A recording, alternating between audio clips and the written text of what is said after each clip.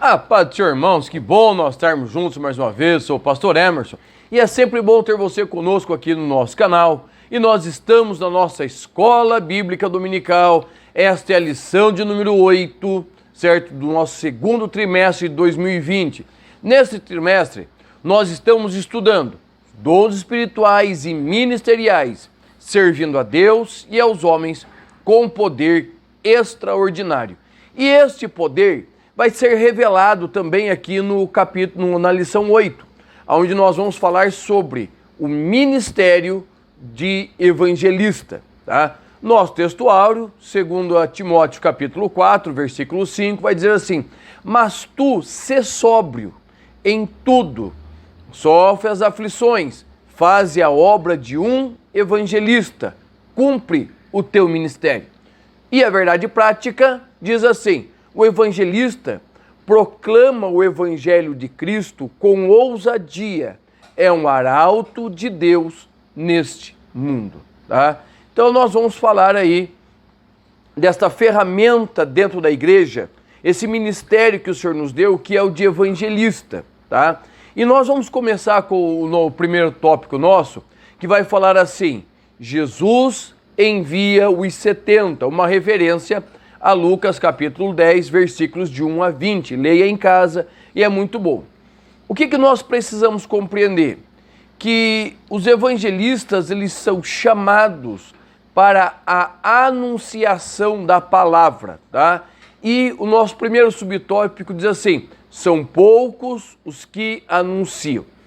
Eu quero que você compreenda que ali em Lucas 10, de 1, vai estar escrito assim, né? E depois disso, designou o Senhor ainda outros 70, e os mandou adiante da sua face de 2 em 2 a todas as cidades e lugares aonde ele haveria de ir. Preste atenção, eu quero separar só a primeira parte dessa frase, aonde o Senhor ele vai designar, ele vai mandar outros 70. Por que nós vamos frisar essa questão do designar e dos outros 70? Tá? Porque o Senhor está fazendo distinção ali do capítulo 9, versículo 1. O que aconteceu no capítulo 9, versículo 1? Jesus chamou seus apóstolos, 12 apóstolos, que eles fariam um trabalho específico, certo? 12 que fariam um trabalho específico. Seria um apóstolo. Nós estudamos isso na nossa lição de número 6, certo? Ministério de apóstolo. Então, o Senhor vai fazer o quê? Ele vai chamar outros. Preste atenção nessa palavra outros. Essa palavra, e eu vou deixar bem explicado ali no grego, está no nosso material em PDF. Acessa aqui a descrição e clica lá para você poder abaixar o nosso material. Essa palavra outros é héteros, certo? Héteros. E o que ela vai falar? Ela vai falar de outro, certo? Alguma pessoa ou alguma coisa que é semelhante, não é igual, é semelhante a outros, a outra pessoa, a outra coisa. Jesus vai falar que ele enviará outro consolador. Esta palavra outro, na questão do consolador, não é héteros, é alos. Alos é outro da mesma espécie. Héteros é outro de forma diferente, tá? É outro parecido, mas de forma diferente. Um casal heterossexual é um casal entre pessoas de diferentes sexos. São parecidas, mas são pessoas distintas, tá? Então, por que o Senhor vai usar essa palavra héteros? Para distinguir o chamado e a função dos 12, Lucas 9:1, e a função dos 70, Lucas 10:1, certo? Então vai falar dessa diferença, certo? Não havia assim uma restrição para os 70, o trabalho deles seriam consoantes, semelhantes a dos 12, mas qual é a diferença? É a especificidade da chamada. Tá? A especificidade da chamada. A chamada dos 70 é para irem diante de Jesus, a chamada dos 12 é para irem com Jesus, colocando o fundamento. Tá? Então, vamos dizer assim, os 12 abrem a picada, os 12 abrem o caminho, os 70 abrem o caminho. E o que os 12 faz? Eles vão edificando sobre o caminho que é aberto. Então, nós vamos ver aí o trabalho do evangelista, certo? Qual é o trabalho do evangelista? É abrir o caminho, certo? E é notório quando nós vamos pegar a palavra designou, certo? A palavra designou é hanadeiseis, certo? Que quer dizer designar, certo? É distinguir. Esta palavra, no grego, ela vai ter exatamente esse sentido, certo? De uma escolha, alguém escolhido para proclamar, alguém eleito, alguém separado, para, nesse caso, seria um cargo público, certo? Então, os 70 foram escolhidos para proclamar, anunciar a palavra de um rei. Então, nós vamos olhar e ver que todos foram chamados, todos têm incumbência, mas cada um vai trabalhar na sua função, segundo aquilo que o Senhor chamou. Lembra? Para que o Senhor deu os apóstolos, o Senhor deu os pastores, profetas, evangelistas, doutores e mestres para o aperfeiçoamento. Ou seja, cada um trabalhando na sua área. Tá? Então, a relação assim entre nessa questão dos 12 e dos 70 tem muito a ver com o que nós vamos encontrar na Bíblia. Por exemplo, por que 12 apóstolos? Porque foram 12 tribos de Israel. Nós temos em Apocalipse os 12 anciãos. Tá?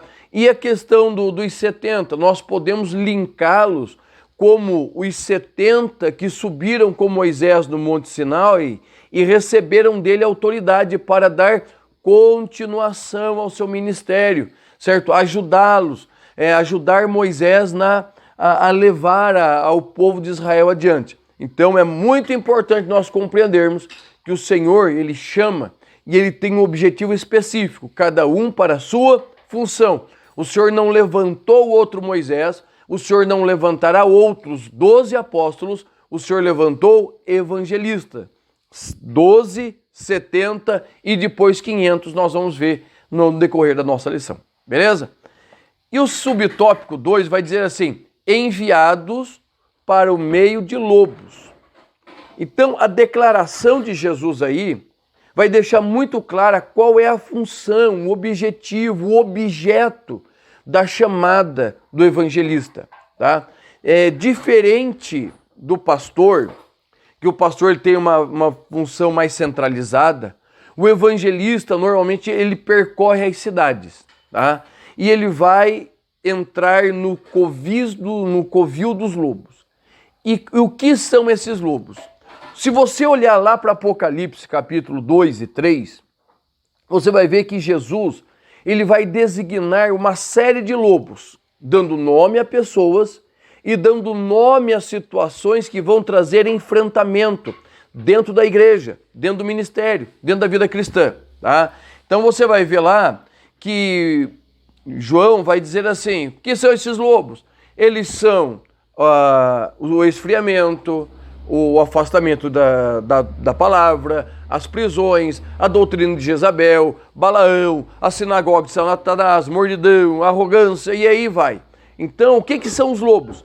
São tudo aquilo que prende, segura, certo? Os crentes em Cristo. Então, o evangelista, ele vem com uma mensagem de que quebra as cadeias, mas também ele vem com uma mensagem que resgata a alma, certo? Aquelas que estão aprisionadas pelo enganador.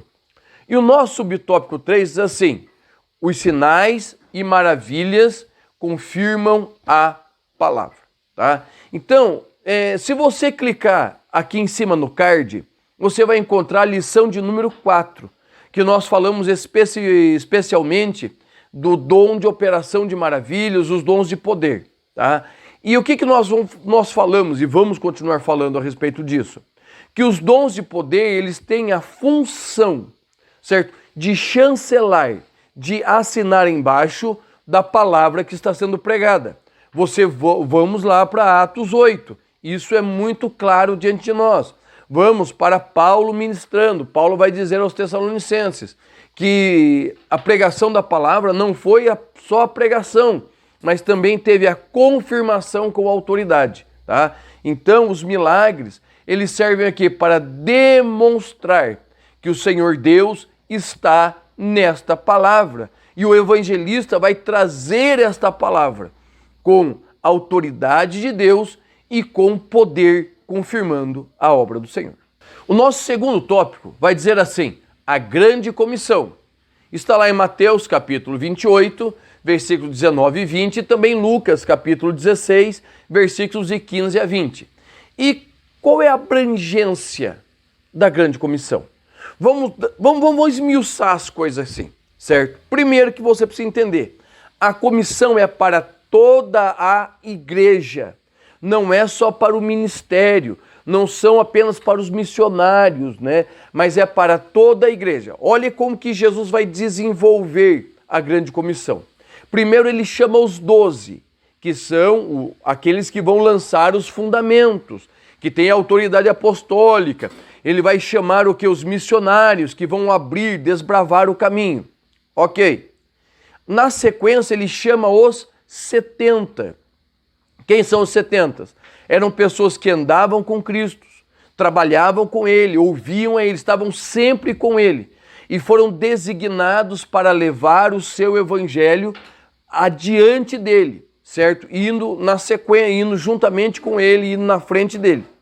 E por fim, nós vamos ver isso lá na ascensão de Cristo, existiam aproximadamente 500 irmãos que estavam ali e Ele vai lhes dar a mesma ordem. Qual a ordem? De pregar o evangelho, tá? Então, a questão da grande comissão, certo? Dessa chamada para a evangelização, primeiro, ela é universal. Segundo, ela é atemporal. E nós vamos ver isso muito claro lá em Atos 8:4, que vai estar escrito bem assim, ó: todos os que foram dispersos iam por toda parte pregando a palavra.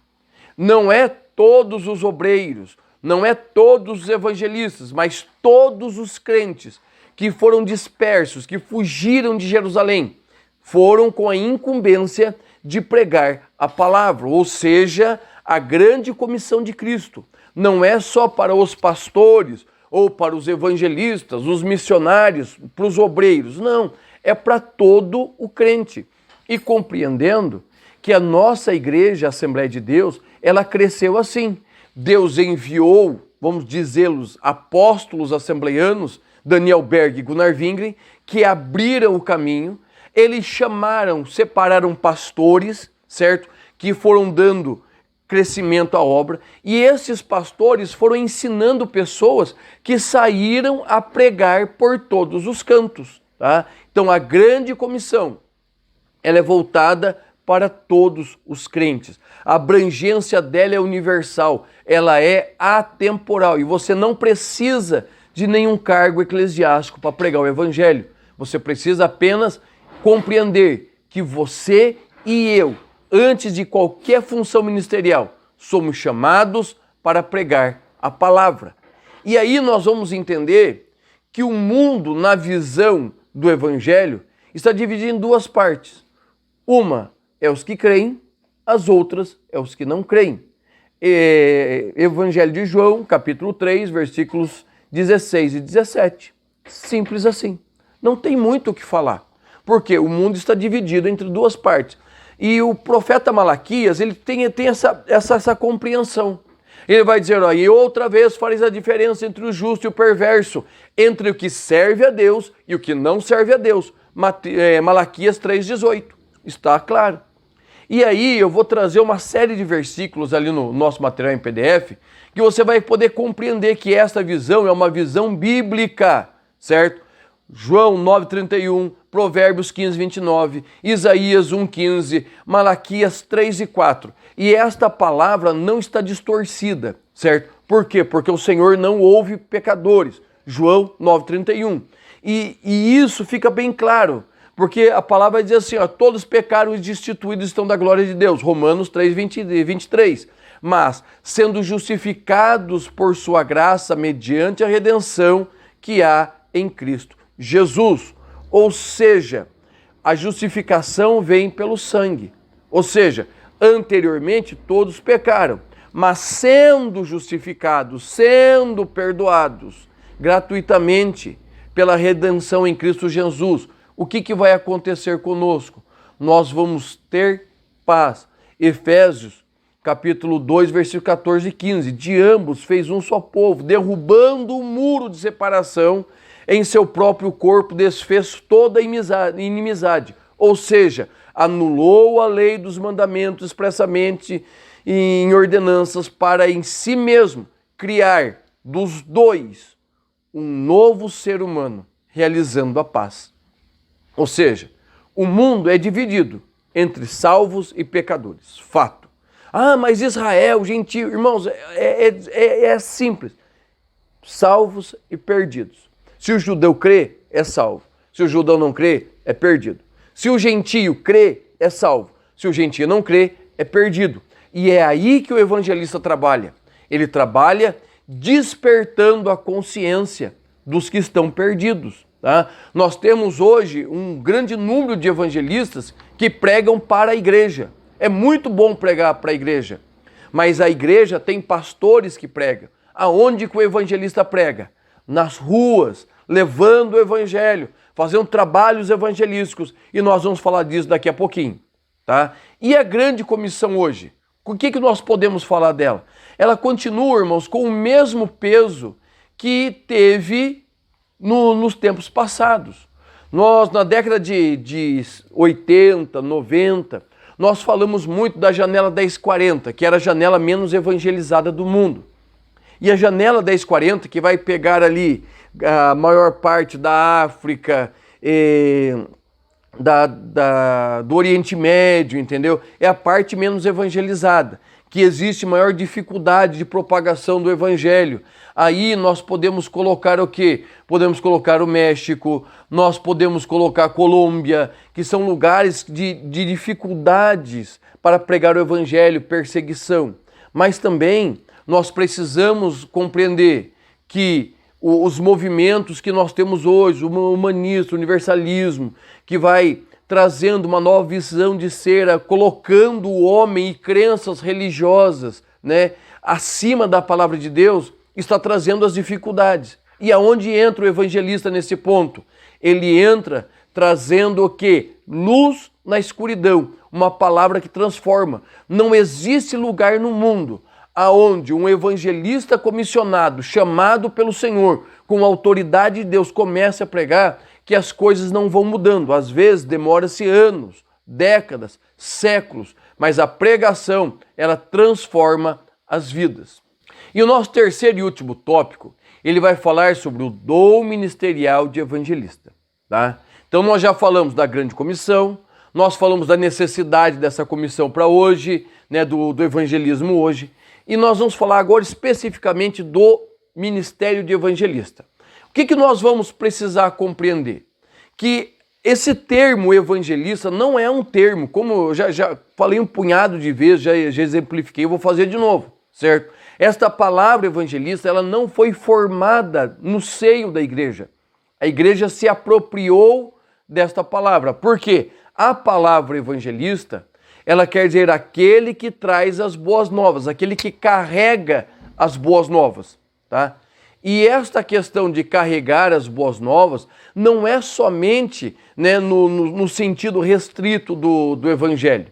Tá? Nós vamos ter um exemplo lá de 1 Samuel 1,19, onde um amalequita vem trazer para aqui, na visão do amalequita, era uma notícia boa, a morte do inimigo de Davi, que era Saul. Então, existiam essas pessoas que corriam, né? Normalmente nós falamos de batalhas, mas corriam até o rei, corriam até a cidade contar as novas de vitória, as novas de alegria do rei, tá? Ou para o rei. Então a ideia, e no mundo grego, que este evangelista ele era um arauto, um anunciador, alguém que carregava em si, certo? Carregava com ele a boa nova, e ele tinha autoridade e autorização de entrar aonde fosse necessário para entregar essa boa nova, para entregar essa boa notícia às pessoas. Então é muito importante nós compreendermos isso, que a incumbência deste evangelista é levar e testificar da palavra de Deus com poder, ousadia e grande graça. Tá? E o segundo subtópico vai falar, né, nessa visão do evangelista para nós. Nós estamos nesse período nosso em que os evangelistas estão escassos. Por que escassos? A questão da pandemia. Não, não é pandemia. Tá? Por quê? O que o evangelista faz? Ele evangeliza. Ele vai ao encontro das pessoas. A maior parte dos evangelistas nunca foram pastores, certo? Até recebem o título eclesiástico de pastor. Mas o seu chamado, o seu ministério é para evangelização. E eu vou citar 4, 2 brasileiros, né, 2 que atuaram no Brasil e 2 fora. Primeiro, pastor Benhar Johnson. Segundo, pastor Idecaso Takayama. Tá? Pastor Benhar Johnson, décadas de 70, 80, 90. Pastor Idecaso Takayama, décadas de 80 e 90. Eles fizeram trabalhos espetaculares na nossa nação, certo? Com as suas carretas, as suas tendas, invadindo o Brasil, todas as regiões do Brasil, levando uma palavra de Deus confirmada com milagres, testemunhos de milagres. Pessoas extremamente usadas por Deus, absurdamente usadas por Deus para pregar, certo? Pastor Benhar Johnson já dorme no Senhor, pastor Idecaso Takayama agora ele está mais no âmbito, né, da política. Mas eu me lembro dessas campanhas evangelísticas que arrastavam multidões, tá? E nós temos 2 exemplos nos Estados Unidos. Pastor Jim Swaggart, que é a minha grande referência quando eu lembro de televangelista. Eu era criança de tudo. Eu acordava nos sábados de manhã na TV Bandeirantes e ele começava o seu programa tocando, dedilhando o seu teclado. Ele tem uma voz muito bonita, dedilhando o seu teclado, cantando, e aquela igreja maravilhosa cantando junto. E isso me traz lembranças da infância, né? Também pastor Billy Graham, nosso saudoso Billy Graham, morreu há 2 anos atrás, um homem espetacular, certo? Usado poderosamente por Deus. Pastor Billy Graham fazia coisas inimagináveis, lotava estádios, não havia lugar que comportasse as multidões quando pastor Billy Graham pregava. Por quê? Porque a função do evangelista é exatamente isso, é atrair as pessoas.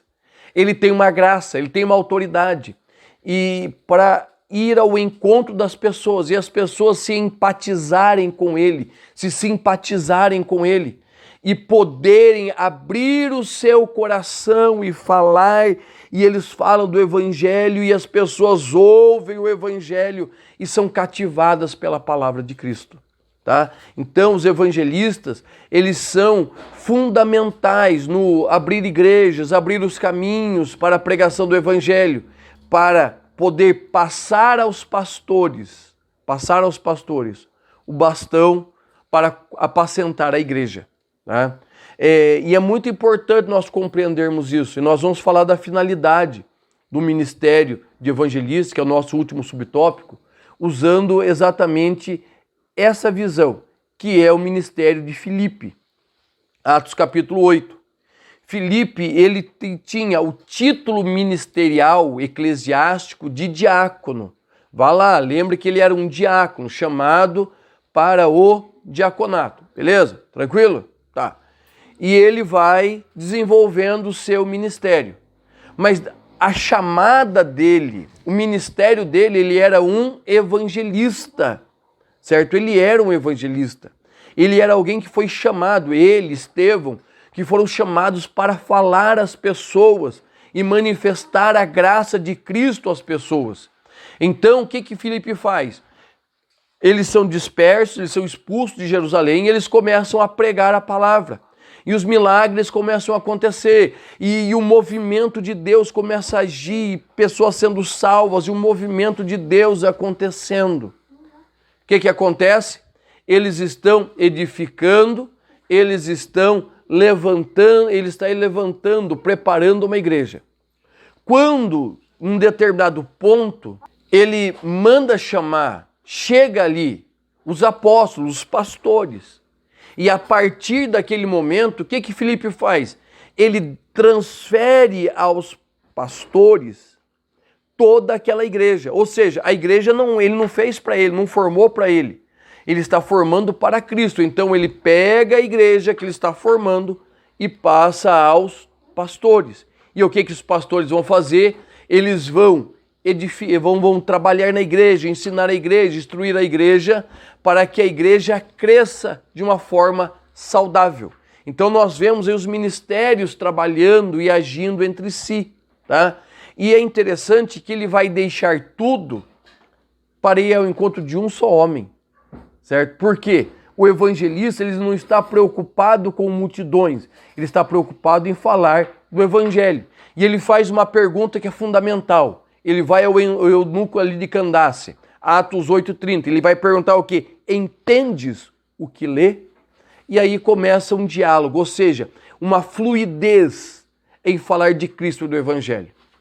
Então é muito importante nós compreendermos que a finalidade do evangelista não é formar uma igreja para si, mas sendo parte de uma obra, integrante de cada um dos ministérios, sendo essa peça fundamental, ele auxilia no crescimento e no desenvolvimento da obra de Deus. Tá certo? Deus te abençoe. Eu te espero no nosso próximo vídeo.